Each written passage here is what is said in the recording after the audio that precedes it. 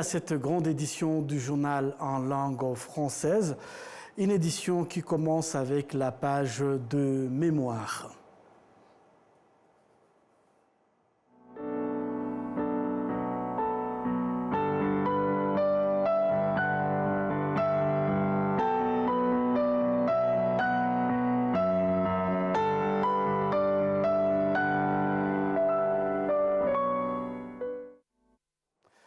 Plusieurs centaines d'agents de l'État se sont recueillis devant les corps des victimes du génocide perpétré contre les Tutsis en 1994 à Narama, c'est en district de Bugesera. Sans employés des ministères de la gestion des catastrophes, de l'environnement, de la technologie et de l'innovation, ainsi que des différentes agences affiliées au ministère des Ressources naturelles, ont organisé la commémoration du génocide perpétré contre les Tutsis en visitant les mémorials du génocide de Narama en district de Bugesera. Le ministre en charge de la gestion des catastrophes, le général-major à la retraite Albert Murassira, et la ministre en charge des technologies de l'information et de la communication et de l'innovation, Ingabire Paola, ainsi que d'autres agents des ministères et institutions affiliées ont tout d'abord visité différentes parties de ces mémorials du génocide de Narama, basés en district de Bugesera, où ils ont suivi les explications sur la préparation, le déroulement du génocide perpétré contre les Tutsis, des événements tragiques ayant endeuillé cette partie du pays en 1994. Et ensuite ont déposé des gerbes de fleurs en rendant hommage à plus de 5000 Tutsis qui ont été enterrés au mémorial du génocide de Narama en district de Bugesera. Ces agents du ministère de la gestion des catastrophes, de l'environnement, de la technologie et de l'innovation, ainsi que différentes agences affiliées, voulaient par la même occasion rendre hommage aux anciens employés de l'ancien ministère de l'Environnement et du Tourisme, connu sous l'appellation Mineto, et ses institutions affiliées. Les survivants du génocide perpétré contre les Tutsis des Bigogwe se réjouissent de la réhabilitation du mémorial des Bigogwe où reposent les corps des leurs massacrés lors de ce génocide. Suivez. Le corps de plus de 9000 victimes du génocide perpétré contre les Tutsis des Bigogwe ont retrouvé le mémorial du génocide des Bigogwe 2 ans après sa réhabilitation. Ils avaient été déplacés au mémorial du génocide des Nyundo pendant que le mémorial du génocide des Bigogwe était en cours de rénovation et de reconstruction. Les familles se réjouissent de cette réhabilitation.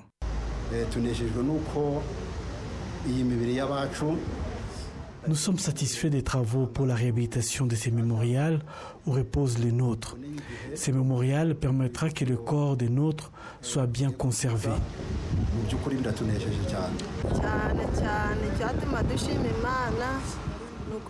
Nous sommes très heureux du mémorial bien construit.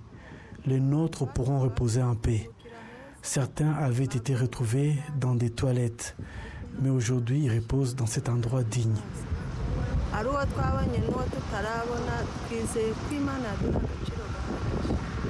Le maire du district de Rubavu a indiqué que ce mémorial a mobilisé pour sa construction plus d'1,4 milliard de francs rwandais. Mulindwa Prosper, maire du district de Rubavu, a expliqué que ce mémorial est constitué de 3 parties. La première, pour conserver les corps des victimes du génocide. La deuxième, pour l'histoire de ces drames. Et la troisième pour le jardin de la mémoire. Les travaux de rénovation ont été achevés en avril dernier. Il a été construit dans un style moderne. Les corps des victimes du génocide perpétré contre les Tutsis sont enterrés dans ce mémorial, tandis que dimanche prochain, Bigogwe va commémorer pour la 31e fois le génocide perpétré contre les Tutsis.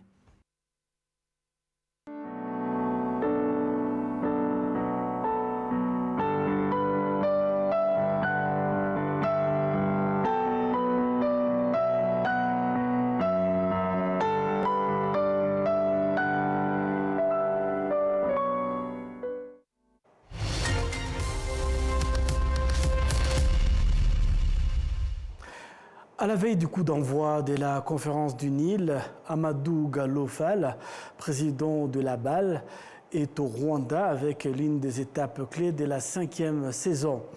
Il partage ses premières impressions sur les préparatifs avant de revenir sur les enjeux de cette édition et la vision qui guide cette Ligue africaine.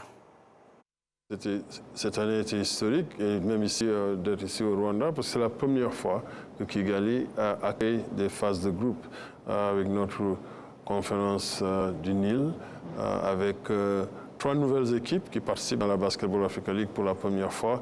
Les Nairobi City Thunder, c'est la première fois qu'une équipe du Kenya participe dans la Ligue aussi, qui vont être rejoints par Al Ahly de Tripoli, qui est une nouvelle équipe. L'année dernière, c'était une autre équipe de la Libye qui avait représenté.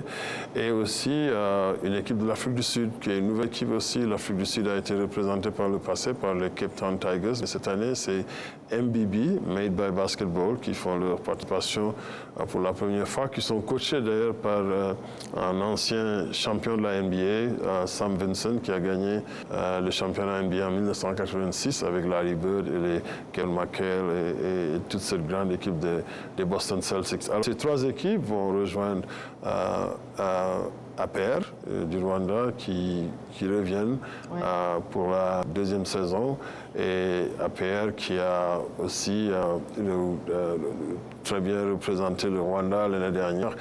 Malheureusement, je pense que c'est le match décisif où ils ont perdu leurs 2 joueurs de leur honneur de jeu et le shooting guard. C'était un challenge difficile à relever, mais ils sont revenus, ils ont gagné le championnat du Rwanda pour représenter le Rwanda.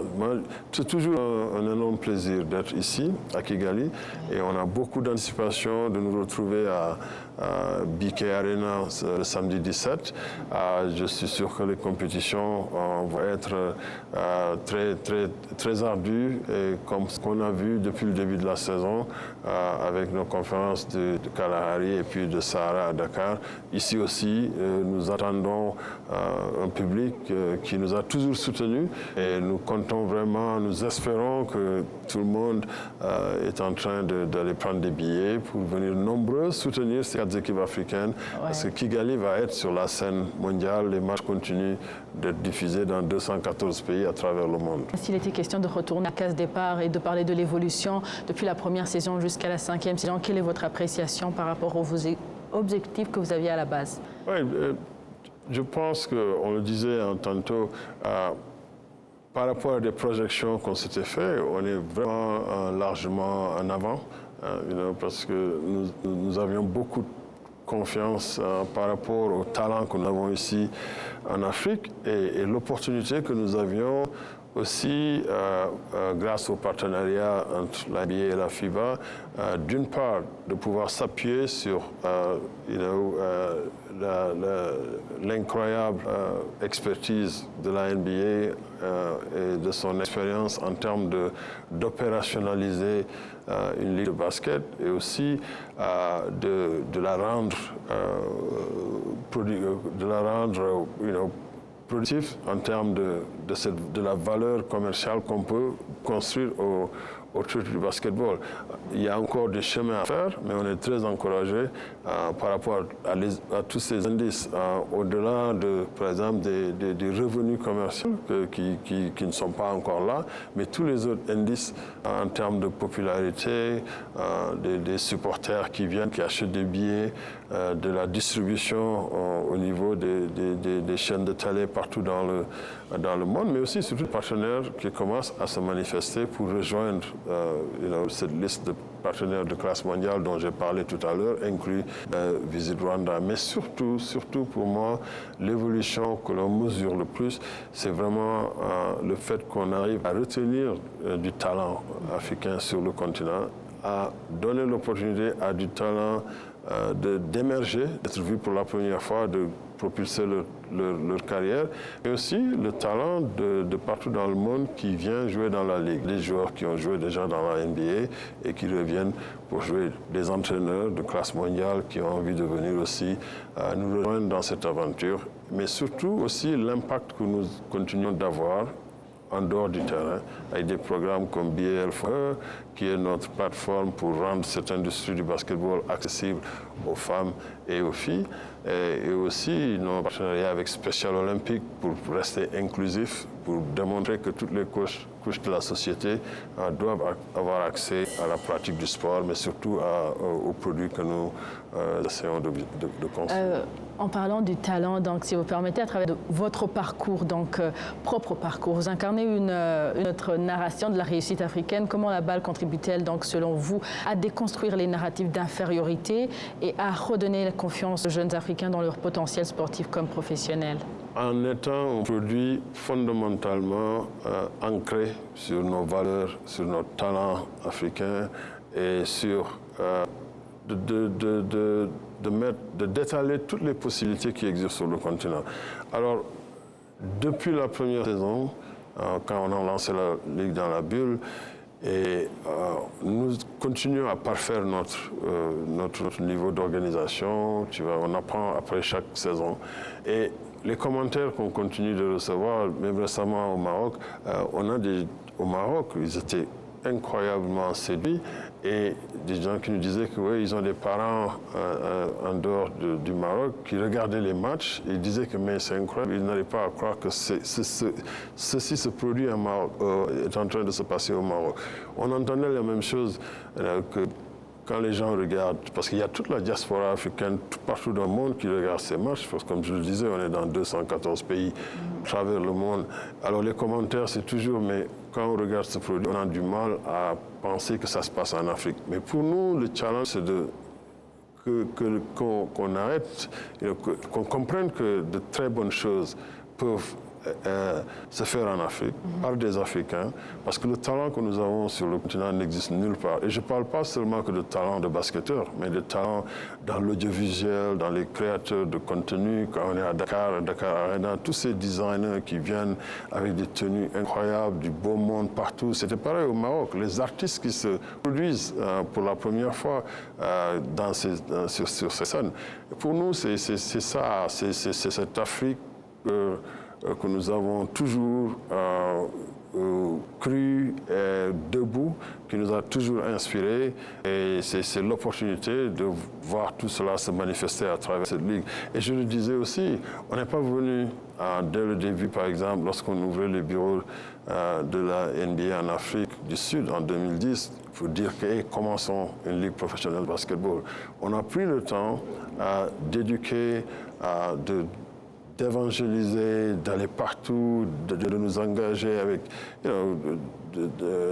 d'établir des relations avec des gouvernements, des ministres de sport et partout. Et au bout du compte, je pense qu'il y a cette constance dans l'effort et cette confiance en ce que nous sommes en Afrique et le talent que nous avons ici sur le continent. Et en construisant tout l'écosystème, cette ligue va continuer d'être vraiment une véritable vitrine où d'abord toutes les industries créatives vont être activées, mais au-delà de cela, on va continuer à créer de la valeur pour nos différents pays, pour nos différentes communautés, mais surtout utiliser le pouvoir fédérateur du sport pour nous impliquer dans des activités d'impact social positif en nous focalisant sur cette jeunesse, en arrivant en sorte que cette jeunesse croit et voit d'elle-même qu'il est possible de faire de très très grandes choses sur le continent.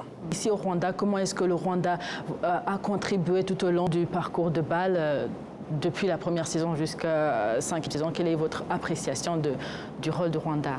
Non, je pense que d'abord, comme je le dis, c'est un immense plaisir de nous retrouver ici à Kigali.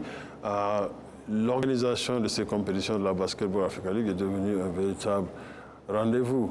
Et pour nous, le Rwanda Development Board, Visit Rwanda, l'un des premiers partenaires à croire en ce que nous faisons. Et comme je le disais aussi, le président Kagame est un grand fan de basket. Et on n'a pas seulement commencé par l'établissement de la Basketball Africa League. C'est quelqu'un qui est venu se déplacer, voir ce qui se fait au plus haut niveau, que ce soit au niveau des All-Star Games et autres. Et puis le Rwanda, je pense, a toujours cru au pouvoir du sport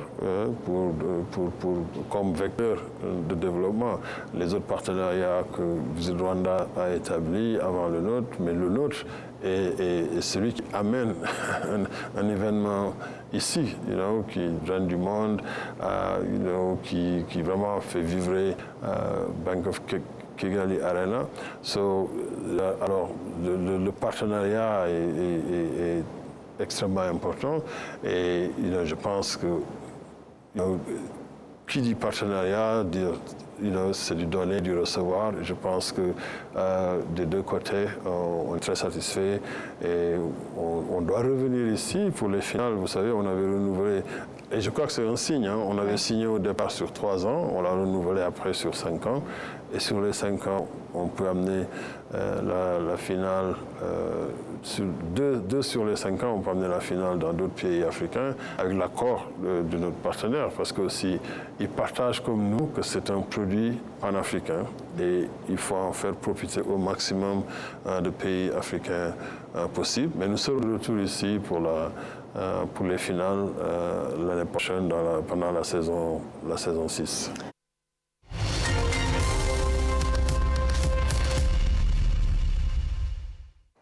La suite de cette édition, les acteurs du secteur de services indiquent que les mesures que le gouvernement du Rwanda a mises en place, notamment la construction d'infrastructures diversifiées servant à la prestation de services, ont permis d'augmenter leurs activités et la production de ces secteurs, situation qui a conduit à la hausse du secteur de services qui a représenté 48% des produits intérieurs bruts de l'année du pays pour l'année dernière. Kassim Youssouf pour plus de détails. Iragoua Destin, directeur d'Okwa Group, une entreprise offrant des services technologiques, indique qu'en 2020, l'entreprise servait 300 personnes par jour, mais qu'elle en est maintenant à 5000. En plus des employés de bureau, ça contribue aussi à la création d'emplois pour d'autres personnes. Nous voyons des agents de MTN dans différents endroits et il y a aussi des agents d'autres services tels que des banques. Ce sont d'autres personnes qui ne sont pas nécessairement dans des bureaux, mais qui dépendent de cette technologie. Ishim Deborah est une jeune entrepreneur dans le secteur du tourisme. Elle affirme que ce secteur est en pleine croissance, offrant de nombreuses opportunités d'emploi à pas mal de gens. Le secteur de services au Rwanda est mis en avant et c'est pourquoi, pour accroître le nombre de personnes qui visitent le Rwanda, nous contribuons beaucoup dans la formation à l'intention des prestataires de services ou les guides notamment et les personnes qui travaillent dans le domaine de l'accueil. Nous organisons pour eux différentes formations pour qu'ils puissent acquérir davantage de connaissances et que leur octroi de services soit de bonne qualité.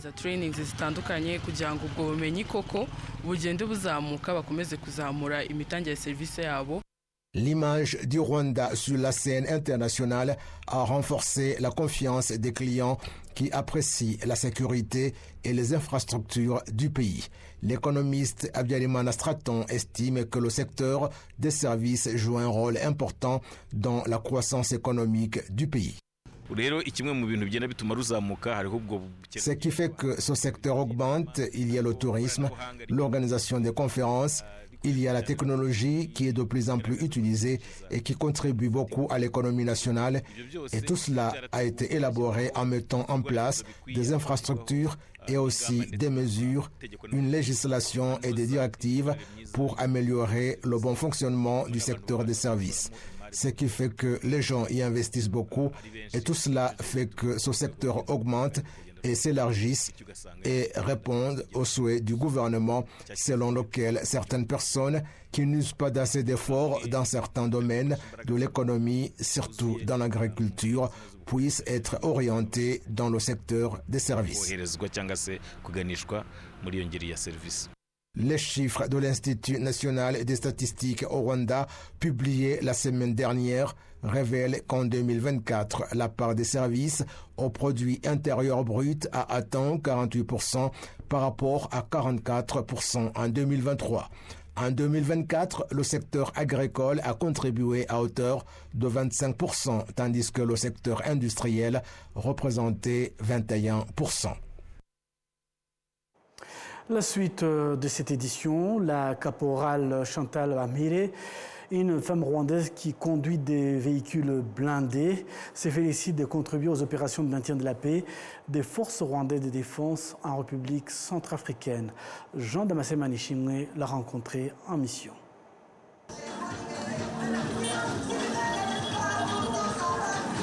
L'ambiance au comble à Bangui, la capitale centrafricaine aux heures tardives de la soirée.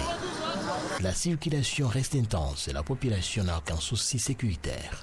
Pour cause, les forces rwandaises de défense patrouillent dans les rues de la capitale pour s'assurer que rien ne compromet la tranquillité des Banguissois. Dans cette patrouille nocturne, la caporale Chantal Bamire est toujours présente. Sa tâche au sein des forces rwandaises de la mission onusienne de maintien de la paix en République centrafricaine, c'est de conduire des véhicules blindés. Un travail qui est la sienne depuis qu'elle a rejoint les forces rwandaises de défense. En la rencontrant dans les rues de Bangui, notre grande curiosité a été de savoir si ce travail n'est pas pénible pour elle.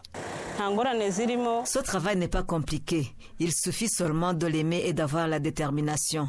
À cela s'ajoute l'appui de nos autorités et en particulier celui de notre pays qui reste très proche de nous.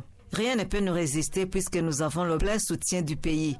Il n'y a pas de lieu de céder au découragement puisque nos autorités sont à nos côtés. Avec elles, nous venons à bout de tout.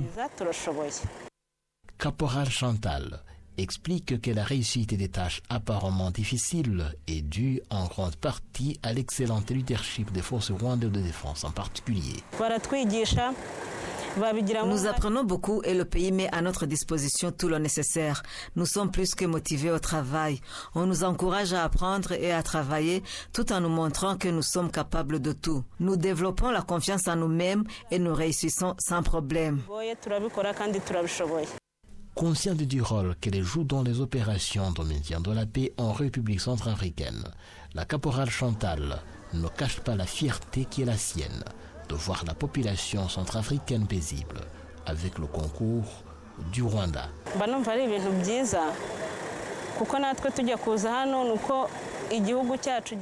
Je me sens fier de ce travail. Nous sommes ici parce que notre pays respire la paix et notre présence ici, c'est pour les aider à jouir de la paix comme notre pays. Personnellement, je ne fais pas grand-chose. C'est plutôt mon pays qui fait tout. Si je suis là aujourd'hui, c'est à cause de mon pays. S'il m'a fait confiance de contribuer à la paix dans ce pays, c'est une chose excellente et ça me réjouit de voir combien nous contribuons à la sérénité de ce pays à l'instar du nôtre.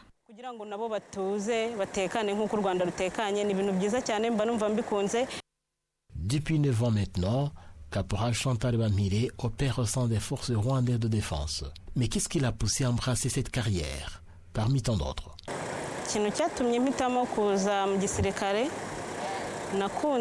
Ce qui m'a poussé à choisir la carrière militaire, c'est d'abord l'amour que j'avais pour les forces rwandaises de défense. Elles sont excellentes. Elles ont beaucoup réalisé. Elles ont libéré le Rwanda. Je voulais rejoindre l'armée pour contribuer au combat continu de construire le Rwanda. Servir le pays dans la carrière militaire est une excellente option qui ouvre le plus d'horizons à toute personne qui l'embrasse, affirme Caporal Chantal Bamire.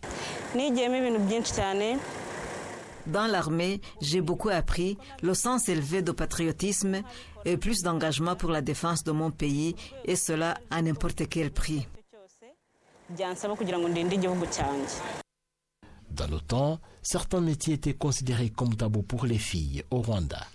Bien que les mentalités aient évolué, Caporal Chantal Bamire a tout de même un message particulier à donner à ses petites sœurs. Quel défi tout complexe, qu'elles nourrissent en elles-mêmes la confiance de soi. En arrivant ici, on nous a encouragés, nous montrant combien nous sommes capables de beaucoup de choses. C'est ce que je dirais à mes sœurs, qu'elles se sentent capables de tout, qu'elles viennent emboîter nos pas. Outre plusieurs tâches, les forces rwandaises de défense de la mission onusienne de maintien de la paix en Centrafrique sont chargées de la sécurité des autorités centrafricaines et de la ville de Bangui, une tâche à laquelle participent également les forces rwandaises présentes en Centrafrique dans le cadre des accords bilatéraux signés entre le Rwanda et la République centrafricaine. Jean Damascene Manishimwe à Bangui pour la télévision rwandaise. C'est donc avec cet élément que nous allons boucler complètement cette grande édition du journal en langue française. Au nom de toute l'équipe qui m'a accompagné au cours de ce journal, je vous souhaite de passer un excellent week-end en notre compagnie.